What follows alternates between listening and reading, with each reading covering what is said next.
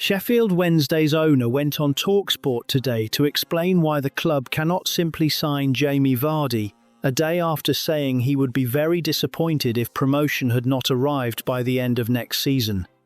Both statements are his. The gap between them is the story. The written statement Storch put out to supporters last month is the more useful document.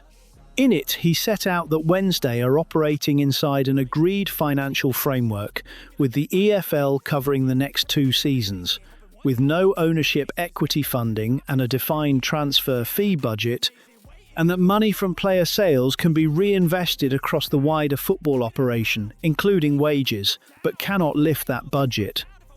Now hold yesterday's promotion line against it. The framework runs 2 seasons. His stated deadline for disappointment falls inside it. That is why Vardy keeps coming up. A free agent touches no fee budget at all, which makes him the one category of signing the restrictions leave open, and Storch said this morning the club is trying to figure out how to get around those restrictions to put something in front of him that makes sense. The obstacle is the wage line.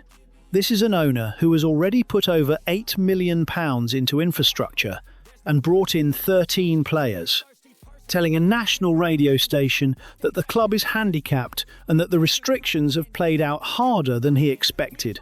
He also called Simon Wilson one of the greatest sporting directors in the game and backed him to find the route.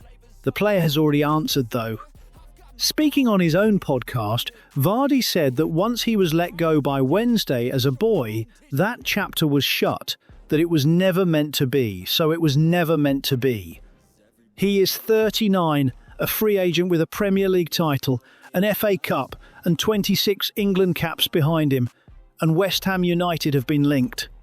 So Wednesday are asking a man to reverse a public position in League One on money constrained by an EFL agreement, against interest from elsewhere. I would treat this morning as an owner talking, not a deal moving. There is a cost to talking that supporters will feel later. Storch has now named a Premier League winner as a player the club would be thrilled to have on air before the opening fixture.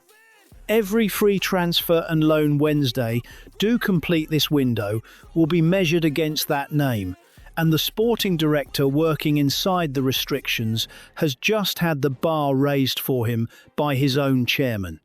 Wilson has to sign the players the framework allows. Storch has told everyone which player he wants. The next move belongs to Vardy, and he has already made it once. Nothing in what Storch said suggests the player has softened on the chapter he says is shut, or that any offer exists yet to soften him. Until Vardy publicly moves off that position, the interest stays where the owner left it this morning, trying to figure out how to get around the restrictions.